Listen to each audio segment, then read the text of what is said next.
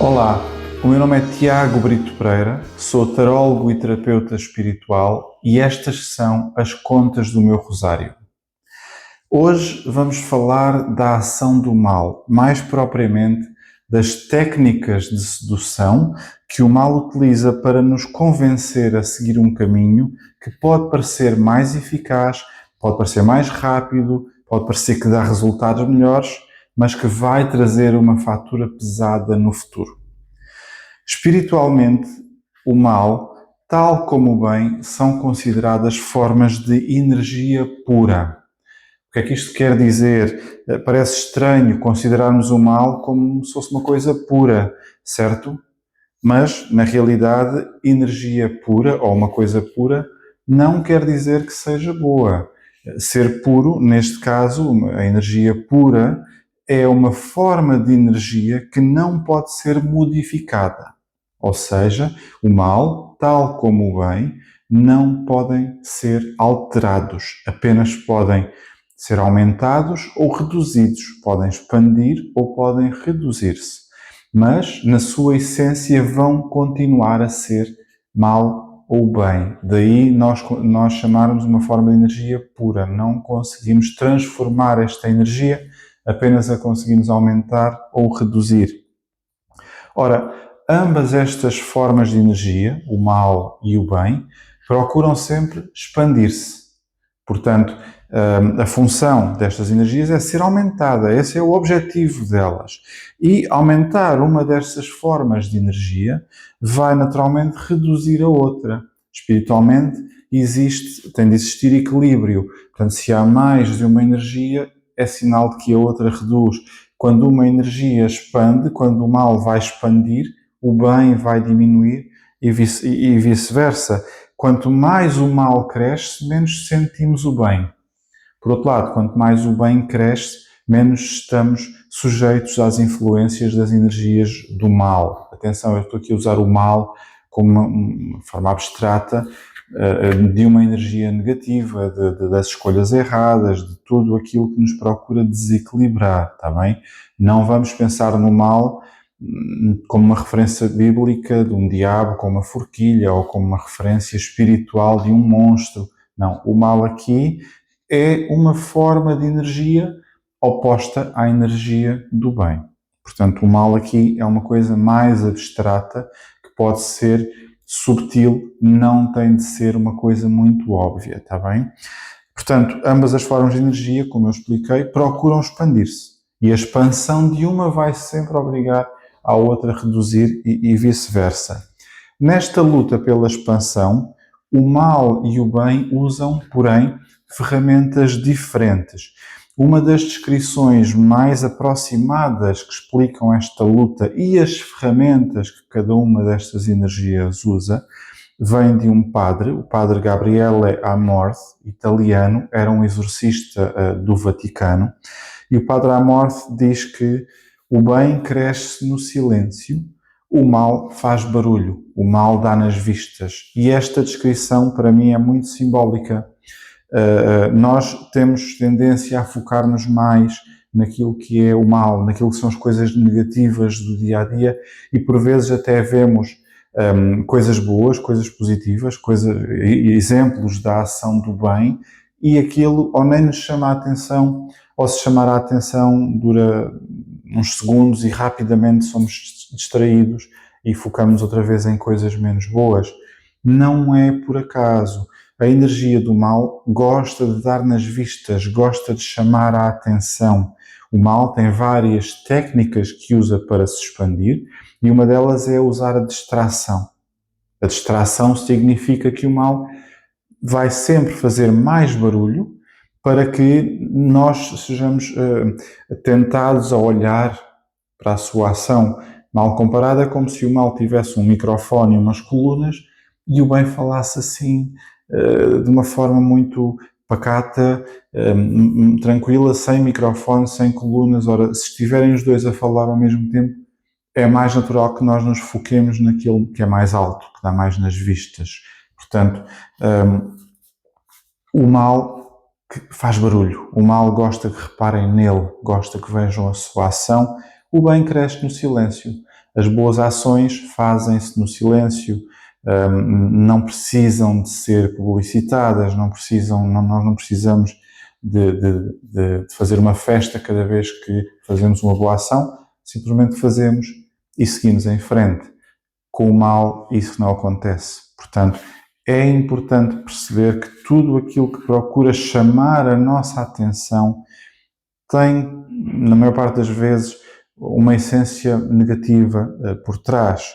Portanto, esta citação, o bem cresce no silêncio, o mal faz barulho, dá nas vistas, explica, na minha opinião, a ação do bem e a ação do mal e porque é que muitas vezes nós não nos apercebemos das coisas boas e focamos-nos mais nas negativas.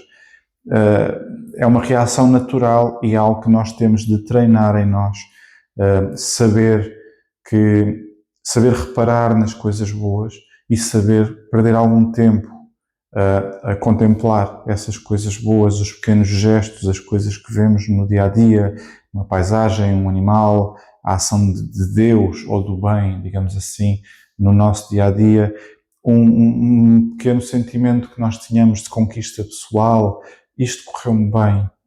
Nós muitas vezes pensamos nisso, o dia pode correr todo muito bem, eu posso estar em contacto com muitas pessoas e receber vários elogios durante o dia, as pessoas agradecem, as pessoas são gratas, e eu nem ligo, e depois alguém diz qualquer coisa menos boa, faz uma pequena crítica e aquilo parece que fica aqui dentro o resto do dia, parece que uma pequena crítica vai anular tudo aquilo de bom que aconteceu nesse dia.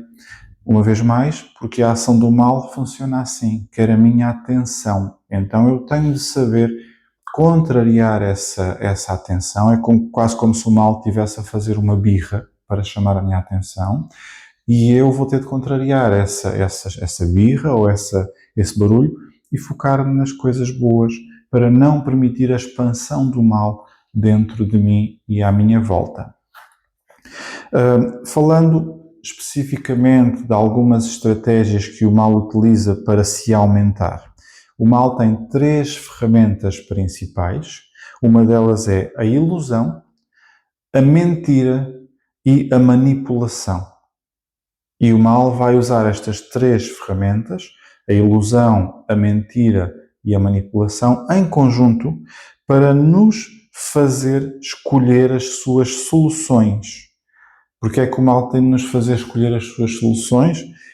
O mal não pode retirar o nosso livre-arbítrio. Portanto, a escolha é sempre nossa. O livre-arbítrio, a capacidade de escolher, é um dom que nos é atribuído por Deus que ninguém pode retirar. Ninguém, nem vivo, nem morto. O que pode acontecer é nós sermos condicionados nas nossas escolhas ou sermos influenciados a escolher um caminho que não é o melhor para nós. Mas a escolha, o livre-arbítrio, é sempre nossa. Não há qualquer força humana ou sobrenatural que me retire o livre-arbítrio. Ora, as 3 ferramentas que o mal usa, a ilusão, a mentira e a manipulação, são muito subtis. O mal não nos pode forçar a nada, não vamos ver, pegando aqui num exemplo uma vez mais, num exemplo mais visual, o mal não vem com uma espada ou com uma forquilha obrigar-me a fazer as coisas e dizer vais fazer assim porque eu quero. Não, o mal não funciona assim. O mal vai tentar seduzir-me a escolher as soluções menos boas, mas não vai forçar. Não há cá essas iconografias bíblicas de monstros, de diabos com cornos, etc. Isso não existe, isso é folclore. O mal é muito mais subtil do que isso e por isso também muito mais perigoso. Ora, vamos ver aqui, vamos pensar também que é importante, ninguém está imune à tentação. Nós não nos podemos iludir, todos somos tentados diariamente. Em pequenos gestos, em comportamentos, às vezes vamos desleixando, vamos começando a fechar os olhos a algumas coisas, e quando damos por nós estamos a ser tentados. Nós não devemos, porém, rejeitar a tentação. A tentação pode parecer um pouco estranho isto que eu estou a dizer, mas a tentação faz parte do nosso processo de crescimento pessoal. Não devemos rejeitá-la, mas sim saber superá-la. Ou seja, eu sei que serei tentado. Todos somos tentados todo o dia. Porém, saber que isto é apenas uma tentação e que eu tenho de a superar, ou seja, que eu vou escolher um caminho do bem e não escolher o caminho que parece mais fácil, é essencial para o meu crescimento. Ora, e esta é uma realidade, esta realidade da tentação diária é uma realidade ainda mais evidente para quem está num caminho de crescimento espiritual. Quanto mais evoluídos formos do ponto de vista espiritual, mais tentados seremos. Quanto mais poder espiritual tivermos, maior será a sedução. Esta sedução para que nós tentemos usar este poder para chegar aos nossos objetivos mais rapidamente. Portanto, o mal está particularmente atento a quem procura desenvolver as suas capacidades espirituais para depois nos fazer recorrer à energia maligna em vez de recorrer à energia do bem e, por consequente, estaremos a expandir o mal, digamos assim, ao contribuir para a expansão do mal. Portanto, não vamos rejeitar a tentação, mas vamos saber superar a tentação. Vamos saber que quanto mais poder formos tendo, e eu falei na parte espiritual, mas isto aplica-se a qualquer atividade da nossa vida.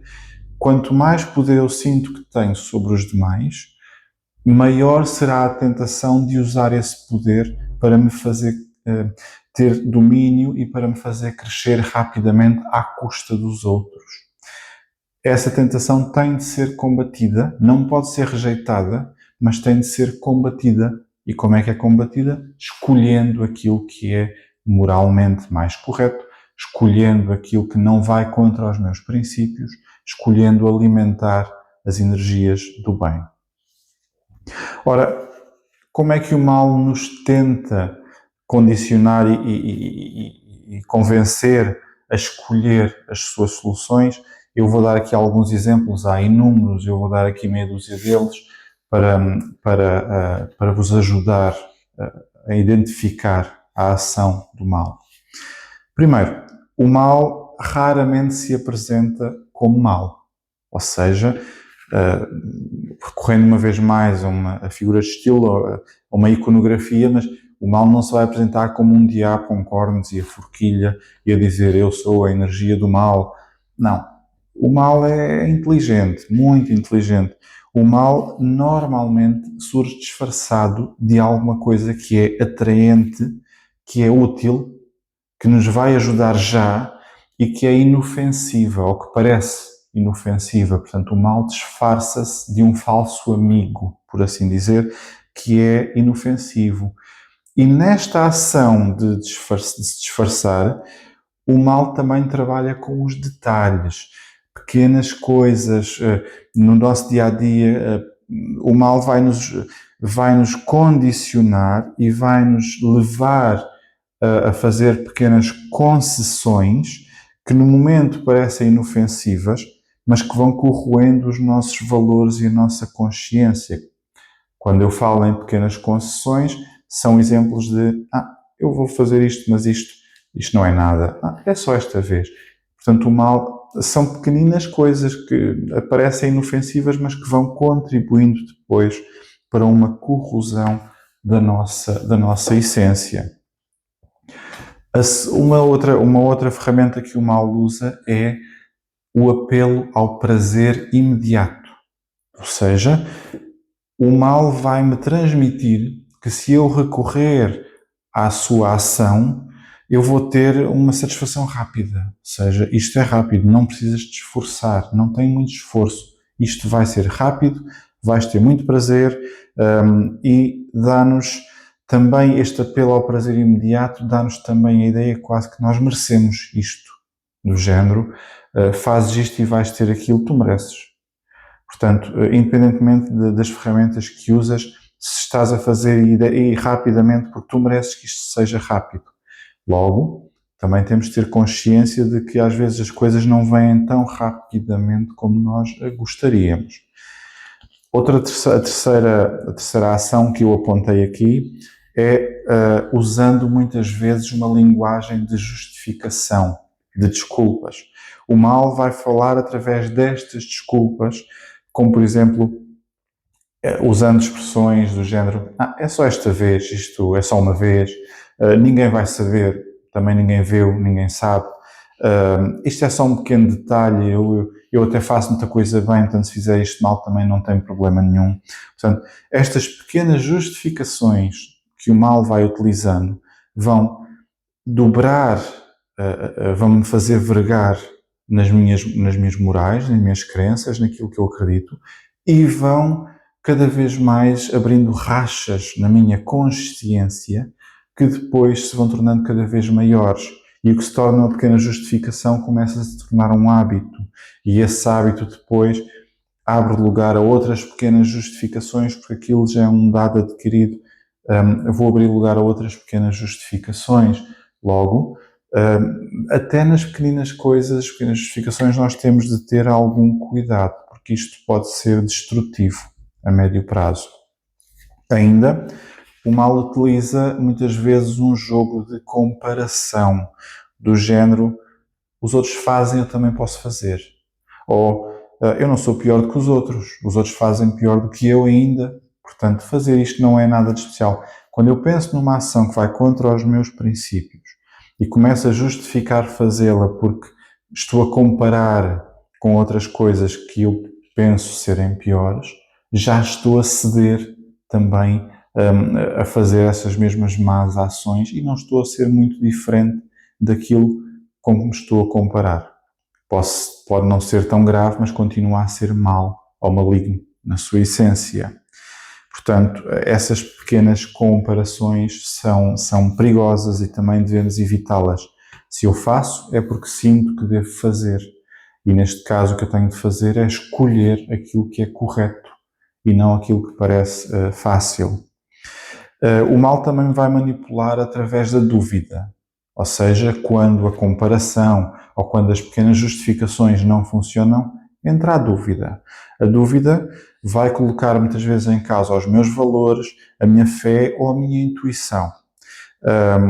Outro exemplo de dúvida na ação do mal é dar a entender que fazer as coisas bem é muito exigente.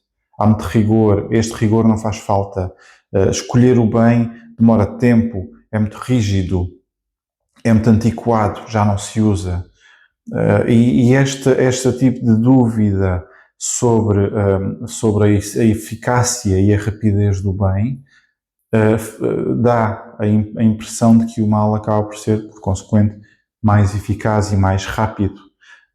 Omite, no entanto, a essência do mal, omite que depois, mais tarde, vamos ter uma fatura kármica a pagar, mas no imediato a fé, o escolher o bem demora tempo, é muito rigoroso, é muito rígido, nem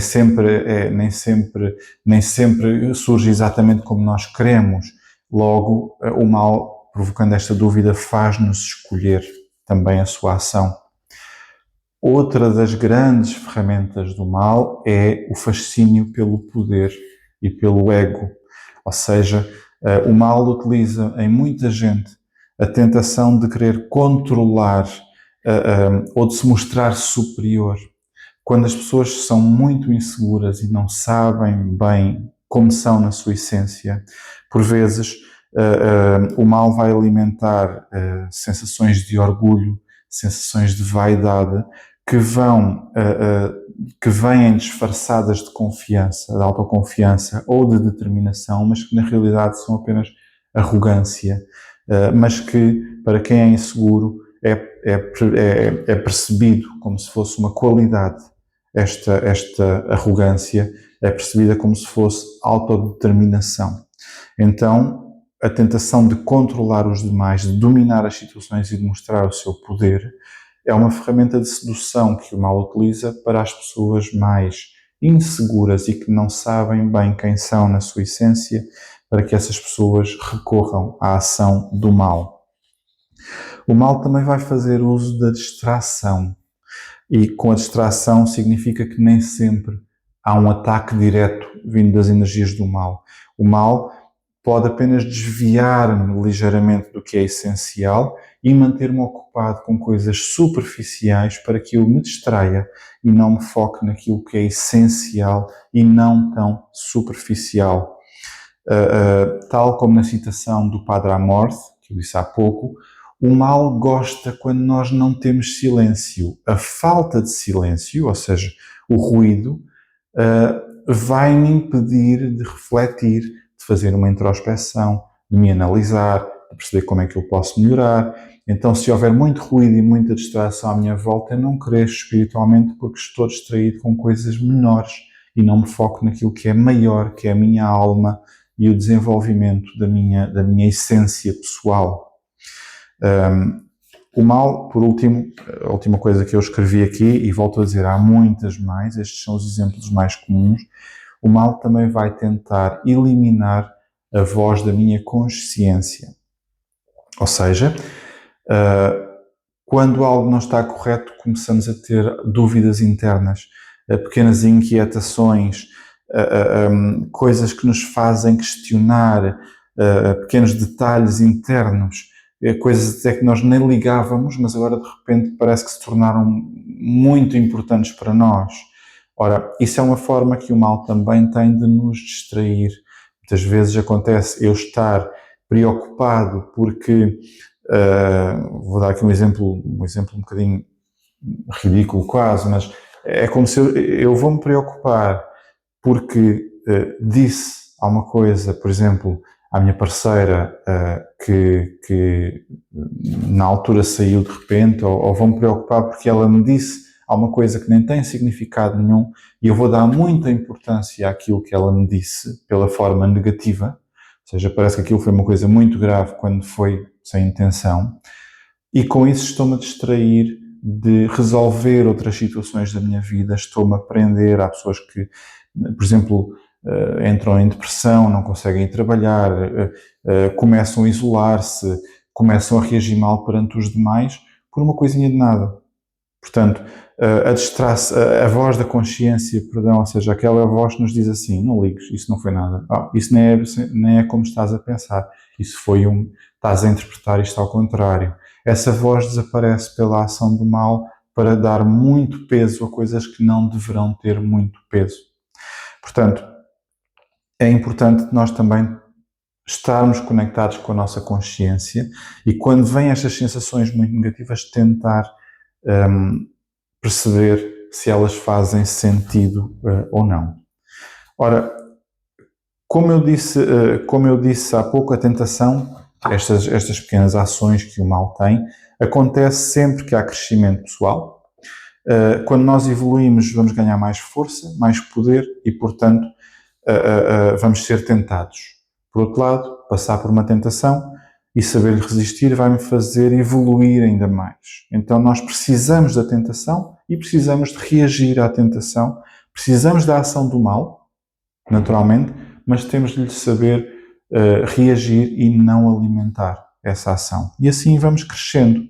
Ora, por isso existe uma necessidade constante também de vigilância espiritual. Ou seja, eu só consigo identificar as ações do mal e não me deter na fase da tentação, ou seja, na fase em que estou a ser tentado, se eu estiver em constante vigilância, em constante autoanálise, a olhar para dentro, a perceber onde estou neste momento, o que é que está à minha volta, quais são as minhas escolhas e será que são as escolhas corretas ou não. Lembro-vos que o mal pode parecer a solução mais fácil, mas tem uma fatura kármica muito elevada no futuro. Eu vou dar vou contar uma pequena lenda budista, uma coisa muito simples, mas que exemplifica a ação do mal a médio e longo prazo. Esta lenda budista fala de Buda e de um príncipe chamado Nanda. O Buda, numa das suas viagens, encontrou um príncipe. Este príncipe chamava-se Nanda e este príncipe recorria muitas vezes à tentação, à promiscuidade, às más ações. E este príncipe decidiu acompanhar Buda e tornar-se um monge. Porém, na sua escolha de se tornar um monge, continuou a ter más ações. Portanto, era um monge, mas que na realidade não praticava e não exercia o seu crescimento pessoal. Buda, num passeio com o príncipe Nanda, passaram no mercado e Buda mandou Nanda ir a uma banca que vendia peixe e debaixo da banca estavam os cestos com as entranhas do peixe já podres. Ao longo do dia as entranhas do peixe vão apodrecendo, e Buda pediu a Nanda que colocasse as mãos dentro do cesto com as entranhas de peixe e as deixasse lá ficar uns minutos e de seguida as retirasse. O monge aprendiz, Nanda, assim o fez, colocou as mãos nas entranhas, deixou lá ficar uns minutos, depois retirou. E Buda depois pediu-lhe que fosse lavar as mãos, que usasse ervas, que usasse o que ele quisesse. E o monge foi tentar lavar as mãos e ao fim de alguns dias continuava sem conseguir retirar o cheiro a peixe podre que as mãos tinham. Foi ter com Buda e explicou-lhe que não estava a conseguir retirar o cheiro dessas entranhas, independentemente das ervas que usasse. E Buda levou-o novamente ao mesmo mercado. Mas desta vez, em vez de ir às bancas onde estavam as entranhas do peixe, Buda mandou-o ir a uma banca que vendia incensos. E mandou comprar uma caixa vazia, mas que tivesse contido incensos anteriormente. E Nanda, o monge aprendiz, assim o fez. Foi a uma banca que vendia incensos, pediu uma caixa vazia, mas que já tivesse sido usada, e trouxe-a. E Buda mandou abrir a caixa e cheirar. A caixa naturalmente cheirava muito bem, porque tinha durante muito tempo sido um recipiente onde se vendiam os incensos. E Buda perguntou a Nanda o que é que ele achava dessa caixa. E Nanda percebeu a diferença entre escolher o mal, nem que seja por uns minutos, essa energia vai ficar colada a nós, como se fosse um cheiro que nunca mais desaparece ou que vai demorar muito tempo até desaparecer, mesmo que nós depois queiramos rapidamente limpá-lo, não se limpa rapidamente, ou seja, a essência do mal. Eu posso praticar a seguir o bem muitas vezes, mas essa essência do mal vai demorar a sair karmicamente de mim. Tal como o cheiro das entranhas do peixe. E, por outro lado, praticar o bem diariamente, ou seja, a caixa com o incenso que cheira bem, que está lá dentro, que é usado para purificar, que é usado para meditar, que é usado para a oração. Praticar o bem diariamente também vai fazer com que este cheiro, ou neste caso esta energia positiva, fique dentro de mim, na minha essência, e esse cheiro também não desaparece. É uma questão de escolher entre ir pôr as mãos numas entranhas de peixe ou usar um recipiente para guardar, ou tornar-me um recipiente do bem. Se eu me tornar um recipiente do bem, esta vibração positiva vai ficar. Se eu me tornar um recipiente do mal, este mau cheiro também vai ficar. A escolha é sempre minha, é sempre minha. O mercado é o mesmo, onde eles foram. O mercado tanto tem entranhas de peixe, como tem uma caixa de incenso. O próprio peixe em si é alimento, mas depois as entranhas podres já são a energia tóxica, que também se pode converter desse alimento. Portanto, existe tanto o bem como o mal. Existe mal dentro do bem e bem dentro do mal. Igualmente, isto já não faz parte da lenda, mas de certeza que se nós colocássemos na caixa do incenso uma série de entranhas de peixe, essa caixa de incenso, ao fim de uns tempos, também perderia o seu cheiro bom e cheirava a podre. Portanto, é uma questão de escolha. Espero que tenham gostado desta pequena lenda budista Encerramos hoje este capítulo, este episódio das contas do meu rosário. Falar sobre o mal é sempre algo de que eu gosto, porque o mal, apesar de ser subtil, sedutor, manipulador, mentiroso, na realidade, quando nós o conseguimos identificar, torna-se pequeno e não tem muito poder, porque o poder maior é a minha escolha. E a partir do momento em que eu escolho as coisas certas, o mal não tem muito poder contra mim. Portanto, se gostaram deste episódio, partilhem, comentem, partilhem com quem acham que possa fazer sentido. Não se esqueçam de gostar e subscrever este podcast e vamos encontrar na próxima semana. Vamos ter mais um episódio das Contas do Meu Rosário, onde vamos falar sobre o que é pena, sobre o que é compaixão, qual é que é a diferença entre pena e compaixão, não são a mesma coisa, e como é que eu posso usar a compaixão para crescer a nível espiritual. Bem-ajam e até lá. Obrigado.